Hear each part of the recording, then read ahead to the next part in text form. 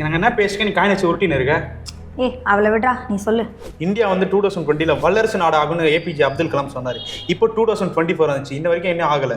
America போன்ற நாடுகள்லாம் வளர்ச்சி ஆகிட்டே இருக்கு, நம்ம நாடு இன்னும் வளர்ச்சி ஆகலை. ஏன்? அட ஒன்றுமே இல்லாத துபாயெல்லாம் வெறும் பெட்ரோலை வச்சுக்கிட்டு வேர்ல்ட் லெவலில் எக்ஸ்போர்ட் பண்ணிட்டு இருக்காங்க. அப்போ நம்ம நாட்டோட அரசியல் சிஸ்டம் சரியில்லைன்னு சொல்றீங்களா? சிஸ்டம் சரியில்லைன்னு சொல்லலை, இன்னும் தெளிவான அரசியல் வேணும்னு சொல்கிறேன். நம்ம தான் அரசியலை கையில் எடுக்கணும். நம்பலாம். இது நம்ம லிஸ்ட்லயே இல்லையே. அடேங்கப்பா. அதுக்குன்னு தனியாக ஒரு கட்சி ஆரம்பிக்கணும்லாம் நான் சொல்லலை. இருக்கிற கட்சிகளோட சேர்ந்து மக்களுக்கு கரெக்டான வழியில் பணிபுரியணும்னு சொல்கிறேன், அவ்வளோதான். ஹே காய்ஸ், நீங்க சொல்றதெல்லாம் கரெக்ட் தான். நம்ம சாதாரண ஒரு யூடியூபர்ஸ், நம்மளால என்ன பண்ண முடியும்? ஆனால் தனியாக இல்லை, இருக்கிற எல்லா யூடியூபர்ஸும் ஒன்றா சேர்ந்தா அது சாத்தியம். நீ சொல்றதெல்லாம் சரிதான். நம்மள நம்பி யார்டா வருவா? Hello everyone, நான் Madan Gowri. Hello my dear MG squad. இவர் பாலிடிக்ஸ்குள்ளே வரணும் அப்படின்னு நான் ஏன் சொல்கிறேன் அப்படின்னா, எங்கே எந்த பிரச்சனை நடந்தாலும் சரி முதல் குரல் இவரோடதாக தான் இருக்கும். அண்ட் அதனே இல்லாமல் தமிழ்நாடு மட்டும் கிடையாது, மற்ற எந்த ஸ்டேட்டில் எந்த பிரச்சனையாக இருந்தாலும் அவரோட வீடியோஸில் முதல்ல பதிவு பண்ணுவார். இவரோட 15 மினிட்ஸ் வீடியோஸ் பார்த்தாலே இந்த பிரச்சனையோடைய வீரியம் எந்த அளவுக்கு இருக்குது, இதுக்கு போலீஸும் சரி சட்டமும் சரி எந்த அளவுக்கு ரியாக்ட் பண்ணுறாங்க அப்படின்னு நம்ம எல்லாருக்குமே புரிய வைப்பார். கடந்த எலெக்ஷனில் கூட அண்ணாமலை, சீமான் போன்ற பெரிய பெரிய தலைவர்களோட பேட்டி எடுத்து மக்களான நம்ம கிட்ட அவங்க என்ன சொல்ல வராங்க அப்படின்றத தெளிவாக பேசி புரிய வச்சிருப்பாரு. அண்ட் அதனே இல்லாமல் அவரை பற்றி எவ்வளோ பேட் கமெண்ட்ஸ் வந்தாலும் அது எல்லாத்தையுமே ஒரு விஷயமாவே எடுத்துக்காம மக்களான நம்ம கிட்ட நடந்த உண்மையை கரெக்டான முறையில் போய் சேர்க்கணுன்றதுல தெளிவாக இருக்காரு. ஸோ அதனால தான் நான் சொல்கிறேன், இவர் பாலிடிக்ஸ்குள்ளே என்ட்ரு ஆனால் மக்களுக்கு நல்லது செய்வார் அப்படின்னு சொல்லிட்டு. Hello better citizens, this is me advocate Vignesh Muthukumar. ஒரு கேஸுக்காக போலீஸ் ஸ்டேஷன் போறோம்னு வச்சுக்கோங்க, அந்த கேஸ் எப்படி ஃபைல் பண்ணணும், இந்த மாதிரி சின்ன சின்ன விஷயம் டீட்டெயிலாக தெரிவிப்பார். இப்போ புதுசாக ஒரு சட்டத்தை அறிவிக்கிறாங்கன்னு வச்சுக்கேன், எதுக்காக அந்த சட்டம், மக்களுக்கு அந்த சட்டம் எப்படி பயன்படும், இது எல்லாமே ஈஸியாக புரிய வைப்பார். இவருக்கு கமெண்ட்ஸ் வரும் கேள்விகளுக்கு வீடியோ மூலமாக பதில் தெரிவிப்பார். நம்ம அன்றாட வாழ்க்கையில் நடக்கும், அதாவது பைக்கில் போகிறோம் இல்லை காரில் போகிறோம், சிக்னல் கிராஸ் பண்ணி போயிட்டேன்னு வச்சுக்கிங்களேன், போலீஸ் பிடிச்சிடறாங்க. நம்ம லஞ்சம் கொடுக்க அவசியம் கிடையாது, அது எப்படி ஃபைன் கட்டலாம், இல்லை எப்போ கட்டலாம், எந்த டேட்டுக்குள்ளே கட்டலாம், இந்த மாதிரி சின்ன சின்ன விஷயங்கள் கூட சட்டப்படி எப்படி அணுகணும்னு சொல்லுவாருங்க.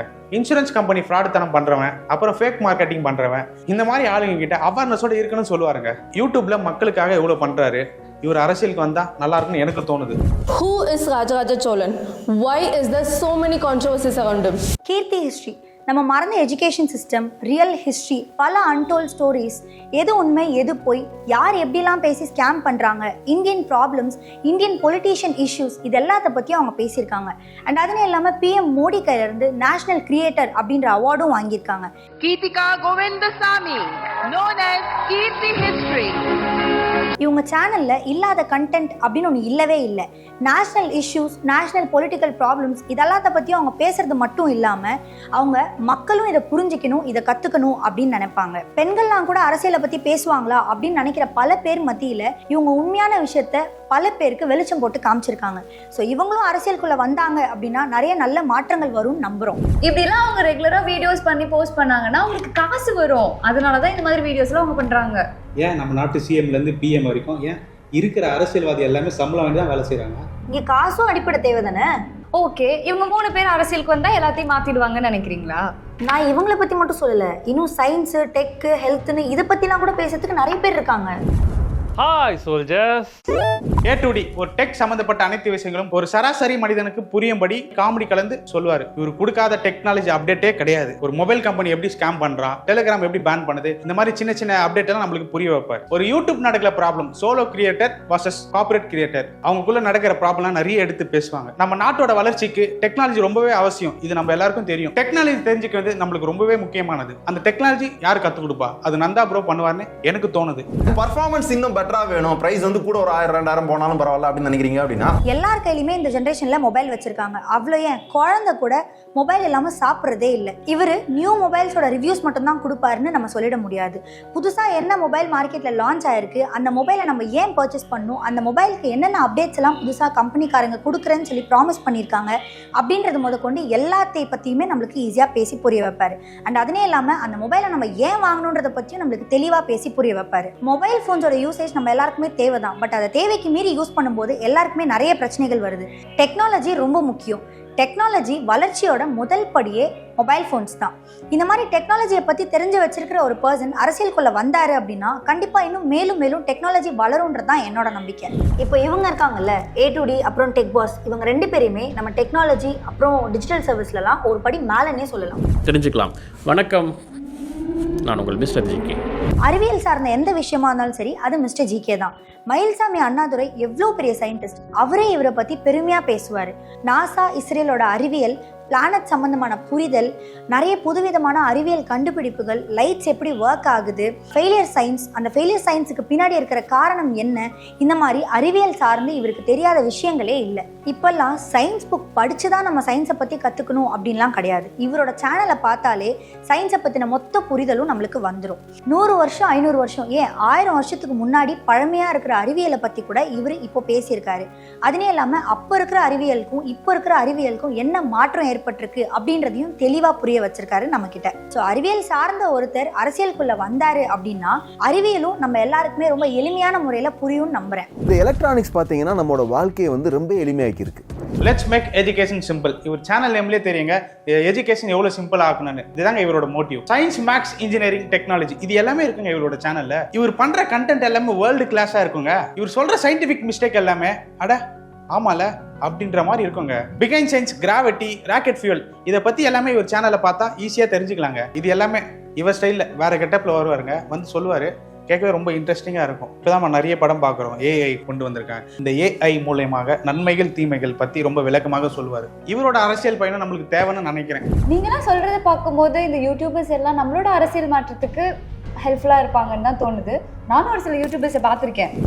சாம்பல் மேடுகளுமாய் புகை மண்டலமாக இருக்கக்கூடிய என்னெல்லாம் ஆகிட்டு எதிர்க்கட்சி தலைவருக்கு. நம்ம தமிழ்நாட்டை பொறுத்தவரையும் நம்மளோட தமிழக அரசியல் மட்டும் இல்லாமல் நம்மளோட இந்தியன் அரசு வந்துட்டு என்ன மாதிரியான விஷயங்கள் பண்ணிட்டு இருக்கு அப்படின்றத பற்றி தெரிஞ்சுக்கணும்னு நீங்கள் கண்டிப்பாக வந்துட்டு இவர் பார்த்துருப்பீங்க. YouTube Brutus. இவர் என்ன பண்ணுவார் அப்படின்னு சொல்லி கேட்டிங்கன்னா, நம்ம தமிழ்நாட்டில் நடக்கிற எல்லா விஷயங்களை பற்றியும், இப்போ வந்துட்டு நம்மளோட சிஎம் வந்துட்டு எங்கேயாவது வெளியே போறாரு, ஒரு திட்டத்தை வந்துட்டு கொண்டு வராருன்னா அந்த திட்டத்தை பற்றியும் வந்துட்டு நம்மளுக்கு எக்ஸ்பிளைன் பண்ணுவார். நம்ம பிஎம் வந்துட்டு ஏதாவது ஒரு நாட்டுக்கு போறாரு அப்படின்னா எந்த விஷயத்துக்காக வந்துட்டு போறாரு அப்படின்ற விஷயத்தையும் வந்துட்டு நம்மளுக்கு டீட்டெயிலாக வந்துட்டு எக்ஸ்பிளைன் பண்ணுவார்.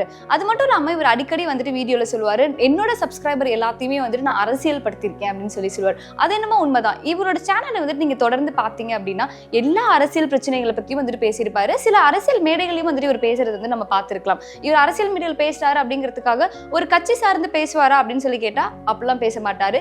இவர் எப்பயுமே வந்துட்டு தாழ்த்தப்பட்ட மக்களுக்கு ஏதாவது ஒரு பிரச்சனை அப்படின்னா அந்த பிரச்சனையை வந்துட்டு எக்ஸ்பிளைன் பண்றது மட்டும் இல்லாமல் அவங்களுக்கான நல்லது எது கெட்டது எது அப்படின்றதையும் வந்துட்டு தெளிவா எடுத்து வைப்பாரு. எந்த ஒரு கட்சியும் சார்ந்து பேசாம இவர் எப்பயுமே வந்துட்டு பெரியாரிசம், மார்க்சிசம், அம்பேத்கரிசம் வந்துட்டு ஃபாலோ பண்றதுனால இவர் வந்துட்டு நம்மளோட அரசியலுக்கு வந்தாரு அப்படின்னா நல்லா இருக்கும் அப்படின்றது தான் வந்துட்டு என்னோட கருத்து. இவர் அரசியலுக்கு வந்தா நல்லா தான் இருக்கும்னு எனக்கு தோணுது. பாத்தியா, முன்னாலே ஏத்துக்க முடியுது. அதனால தான் சொல்றேன் யூடியூபர்ஸ் எல்லாமே அரசியல் வரணும்னு. இருங்க இவங்களோட மட்டும்லாம் முடிச்சிட முடியாது. இந்த மாதிரி இன்னும் பல யூடியூபர்ஸ் இருக்காங்க. So sit back, relax and enjoy. இப்போ இருக்கிற யங் ஜெனரேஷனுக்கு பார்த்தீங்கன்னா அவங்க பாடி மேலே கான்சியஸ் ஜாஸ்தி ஆயிருச்சு. அதுக்கு ஏன் அப்படின்னு சொல்லி கேட்டிங்கன்னா, ஃபிசிக்கல் ஹெல்த்தை பற்றி நிறைய பேருக்கு இப்போ தான் வந்துட்டு அவேர்னஸே வந்துட்டு இருக்கு. ஸோ அதில் எனக்கு என்னோட ஃபிசிக்கல் பாடியை பற்றி ஒரு அவேர்னஸ் வந்தது காரணம் மெயின் ரீசனே வந்துட்டு தருண்குமார்னு கூட சொல்லலாம். இவரோட சேனலில் நீங்கள் வந்துட்டு நிறைய பேர் பார்த்துருப்பீங்க. ஒரு சின்ன பையன் வந்துட்டு அழகாக பேசிட்டு இருப்பார். உங்கள் மசில் வந்துட்டு நீங்கள் பில்ட் பண்ணுறீங்க அப்படிங்கும்போது இந்த மாதிரியான ப்ரோட்டீன்ஸ் தான் எடுத்துக்கணுன்றதுலாம் சொல்லாமல் நம்ம வீட்டில் இருக்கிற ஃபுட்டே வந்துட்டு நம்ம எப்படி வந்துட்டு சாப்பிட்டா நம்ம மசில் பில்ட் ஆகும் அப்படின்றத ரொம்ப ரிசர்ச் பண்ணி சயின்டிஃபிக்காக அதுக்கு என்னென்ன ரீசன் இருக்கு அப்படின்றதையும் வந்துட்டு சொல்லுவாரு. ரீசெண்டா நம்மளோட மதன் கௌரி, A2D இவங்க 3 பேரும் சேர்ந்து ஃபினான்ஷியலா, அதாவது இப்போ நிறைய வந்துட்டு ஃபினான்ஷியல் கைடன்ஸ் வந்துட்டு தப்பா கொடுத்துட்டு இருக்காங்க. இதுல வந்துட்டு இன்வெஸ்ட் பண்ணா இப்படி வரும்ட்டு அந்த மாதிரிலாம் எதுவும் பண்ணாம கரெக்டா வந்துட்டு ஒரு இன்வெஸ்ட்மெண்ட் வந்துட்டு நம்ம இதுல பண்ணணும், ஃபினான்ஷியலா வந்து நம்ம எப்படி வந்துட்டு ஸ்ட்ராங்கா இருக்கணும் அப்படின்றத பத்தியும் வந்துட்டு ரொம்ப தெளிவா பேசினாங்க. இந்த சின்ன வயசுல ஒரு சப்ஸ்கிரைபர்ஸ்க்காக வந்துட்டு ஒரு விஷயத்தை பத்தி ஆராய்ச்சி பண்ணி இவ்வளோ சயின்டிஃபிக்கா அதை பத்தி எடுத்து சொல்றதா இருக்கட்டும், ஃபினான்ஷியலி வந்துட்டு இவ்வளோ என்ன சொல்றது ஒரு தெளிவு இருக்கு இந்த வயசுல. அப்படி இருக்கும்போது இவங்க வந்துட்டு அரசியலுக்கு வந்தாங்கன்னா ரொம்ப நல்லா இருக்கும்ல. அதை தான் நானும் ஃபீல் பண்ணேன். ஒரு சைடு பார்த்தா ஹெல்த் பற்றி ஒரு சின்ன பையன் பேசுறான், இன்னொரு சைடு பார்த்தா ஒரு டாக்டர். நம்ம வாழ்க்கையில் நமக்கு பசிக்குதுன்னா நம்ம தான் சாப்பிடணும். ஒரு யூடியூப் சேனலை பார்த்து என்னோட மனநிலையே மாறிடுச்சுன்னு சொன்னா நீங்க நம்புவீங்களா? உண்மைதான். Strength India movement doctor Ashwin Vijay இவர் வீடியோ வந்துட்டு நீங்க நிறைய பேர் வந்துட்டு பார்த்துருப்பீங்க.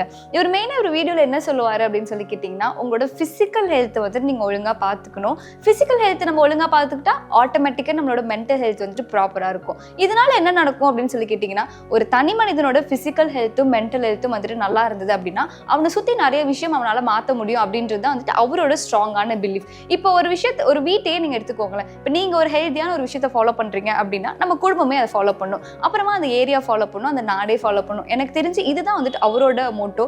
டெய்லி இவரோட வீடியோ வந்துட்டு நம்ம பார்க்கும்போது நம்மளுக்கே வந்துட்டு மோட்டிவேஷனலாக இருக்கும். இவர் வீடியோஸ் பார்க்கும்போது நீங்கள் ஏதோ ஒரு விஷயத்தை பற்றி யோசிச்சுட்டு இருக்கீங்க, நம்ம வந்துட்டு என்னடா பண்ணுறோம் அப்படின்னு சொல்லி யோசிச்சா கூட இவர் வீடியோ பார்க்கும்போது வாழணும் அப்படின்ற ஒரு ஆசையே வந்துட்டு வரும். ஸோ ஒரு தனி மனிதனுக்கே வந்துட்டு இவ்வளோ ஒரு விஷயம் வந்துட்டு மோட்டிவேட் ஆகுது அப்படின்னா இவர் வந்துட்டு ஒரு நாட்டோட தலைவரானா கண்டிப்பாக நல்லா இருக்கும்ல.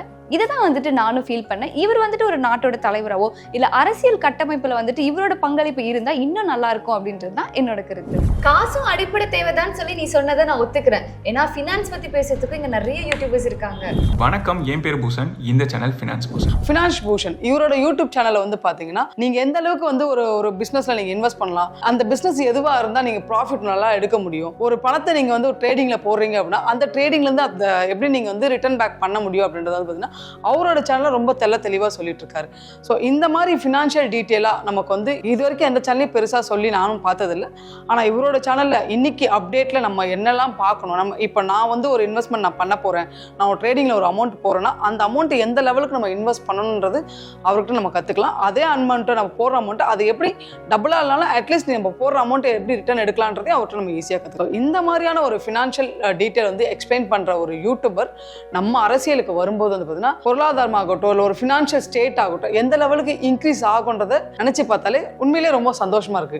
இப்போ இவ்வளோ பேரை பார்த்தோம்ல, ஆனால் இவரை நம்ம பார்த்துருக்க கூட மாட்டோம். வெறும் வாய்ஸ் ஓவர் வச்சு மட்டுமே அனிமேஷன்ஸ் எல்லாத்தையும் பண்ணி நம்ம எல்லாருக்கும் செம்மையா புரிய வைப்பாரு. ஹலோ நண்பா, இப்போ நான் உங்ககிட்ட ஒரு கொஸ்டின் கேட்குறேன். இந்த கேரக்டரோட ஃபேஸ் கூட நம்ம யாரும் பார்த்தது கிடையாது. ஆனால் இவர் தர இன்ஃபர்மேஷன் எல்லாமே நம்ம லைஃபோட மோட்டிவேஷன் தான். நம்ம லைஃப் இம்ப்ரூவ் பண்ணுறது எப்படி, ஃபினான்ஷியலி நம்ம எப்படி ஸ்டேபிளாக இருக்கணும், நம்மளோட மென்டல் ஹெல்த்தை எப்படி பார்த்துக்கணும், and new ideas, new beginnings, இந்த மாதிரி பல விஷயத்தில் நம்மளோட லைஃப்பை எப்படி இம்ப்ரூவ் பண்ணிக்கணும் அப்படின்னு சொல்லி நிறைய ஐடியாஸ் கொடுத்துருக்காரு. பொலிட்டிக்கலி ஸ்ட்ராங்காக இருக்க இந்த மாதிரி மக்களை மோட்டிவேட் பண்ணுறது ரொம்ப இம்பார்ட்டன்ட். மக்களை கரெக்டான முறையில் வழி நடத்துறதுக்கு இந்த மாதிரி சரியான சிந்தனை உள்ள ஒரு ஆளாக இருந்தால் ரொம்பவே யூஸ்ஃபுல்லாக இருக்கும். ஸோ அதனால தான் நானும் சொல்கிறேன், இவர் அரசியலுக்கு வந்தால் ரொம்பவே கரெக்டாக இருக்கும். எனக்கு தெரிஞ்சு நம்ம கண்டதை பேசி கமெண்ட் செக்ஷனில் நம்ம எல்லாரையும் கழுவி ஊற்ற போகிறாங்க, அது மட்டும் நல்லா தெரியுது. அப்படி இல்லை, நம்மள எல்லாரையும் நல்லா புரிஞ்சுப்பாங்க, நம்புவோம். தப்பாக ஏதாவது பேசினா அவங்களே சொல்லட்டும்பா, நம்ம திருத்திப்போம். அடி வாங்காம இருந்தா சரி. ஆமா, இந்த ரிஷி மீடியா என்ன ஆனாரு? நான் தான் Rishi. Welcome to Rishipedia. YouTube பார்க்க ஆரம்பிச்ச காலகட்டத்திலேருந்து இவர் வீடியோக்கு வந்து நான் பயங்கர ஃபேன்னு கூட சொல்லலாம். அதோட இன்ஸ்பிரேஷனில் தான் பின்னாடி வந்துட்டு நாங்கள் பிளாக் ஸ்க்ரீனே வந்துட்டு பார்த்தோம். உங்களுக்கு யாருன்னு வந்துட்டு தெரிஞ்சிருக்கும்னு நினைக்கிறேன். Welcome to Rishipedia. அவரை பற்றி தான் வந்துட்டு நான் சொல்கிறேன். நிறைய இன்ஃபர்மேஷன், அதாவது எந்தெந்த நாட்டில் எந்தெந்த இடத்துல வந்துட்டு அமானுஷம்லாம் வந்துட்டு நடக்குது அப்படின்றது அவர் வீடியோவில் பார்த்து தான் வந்துட்டு நானே பயங்கர க்யூரியஸாக நிறைய நாட்டுக்கெலாம் வந்துட்டு அவரோட விஷுவலைசிங் இமேஜினேஷன்லேயே வந்து நான் போயிட்டு வந்திருக்கேன். இந்த மாதிரி ரொம்ப கன்சிஸ்டன்சியாக நிறைய விஷயங்கள் வந்து ரிசர்ச் பண்ணி போட்டுட்டு இருந்த ஆள் வந்துட்டு இப்போ காணவே காணோம். எங்கே தான் போனீங்க ரிஷி ப்ரோ? ப்ளீஸ் நீங்கள் முதல்ல யூடியூப்க்கு வாங்க. கண்டிப்பாக நீங்களும் வந்துட்டு ஒரு நல்ல பொலிட்டிஷியனாக இருப்பீங்க அப்படின்றது தான் எங்களோட ஒரு ஸ்ட்ராங்கான நம்பிக்கை. இன்னும் பொலிட்டிக்கல் அவேர்னஸோட பேச நிறைய யூடியூபர்ஸ் இருக்காங்க. எப்பவுமே ஒரு சிட்டின்னு எடுத்துக்கிட்டிங்கன்னா சார், கொடுத்து வச்ச சிட்டியில் வந்து பார்த்தீங்கன்னா வருண் டாக்ஸ் இவரோட பாட்காஸ்ட்டை கேட்கும்போது அதில் இருக்கிற இன்ஃபர்மேஷன் மக்களுக்கு ரொம்ப உதவுறபடியாக இருக்கு.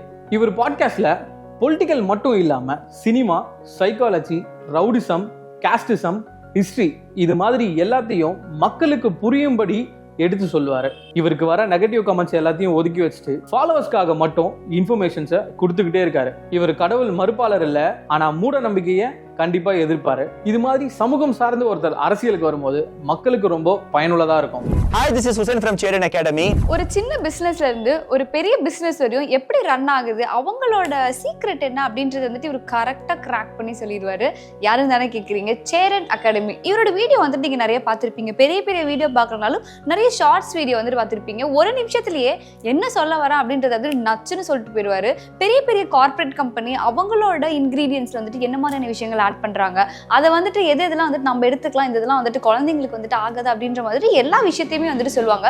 அது பெரிய கம்பெனியா சின்ன கம்பெனியா அப்படின்றத பத்திலாம் அவர் யோசிக்கவே மாட்டாரு. இன்னொரு பக்கம் பெரிய பெரிய கார் கம்பெனியா இருக்கட்டும், இந்த கார்பரேட் கம்பெனிஸ்லாம் வந்துட்டு அவங்களோட பிசினஸ் ஸ்ட்ராட்டஜிலாம் வந்துட்டு எப்படி இருக்கு, அதனால அவங்களுக்கு எப்படி வந்துட்டு ப்ராஃபிட் வருது, நம்மளுக்கு அதனால எப்படிப்பட்ட லாஸ் வருது அப்படின்றத வந்துட்டு டைரக்டா வந்துட்டு சொல்லியிருப்பாரு. புரியாதவங்களுக்கு கூட வந்துட்டு ஓ இப்படிதான் இவங்க பண்றாங்களா அப்படின்னு சொல்லி எல்லாருக்குமே வந்துட்டு புரியும். அதோட இந்த ஜியோ சிம் எல்லாம் வந்துட்டு ரிலீஸ் ஆகும்போது இவங்க இது மாதிரிலாம் பண்ண போகிறாங்க அப்படின்றது ரொம்ப ஃபன்னாகவே ஆக்சுவலாக இவங்களோட மெயின் கோரே வந்துட்டு ஒரு விஷயத்த ஃபன்னாக வந்துட்டு டெலிவர் பண்ணுவாங்க. ஸோ இந்த மாதிரி அதாவது ஒரு கார்ப்பரேட் நம்மளோட இந்தியாவை பொறுத்தவரையும் கார்ப்பரேட் தான் வந்துட்டு பாண்டுட்டு இருக்கு. கார்ப்பரேட் பற்றி நல்ல தெளிவாக இருக்கிற ஒரு ஆள் வந்துட்டு அரசியலுக்கு வந்தால் எப்படி இருக்கும்? நல்லா இருக்கும்ல?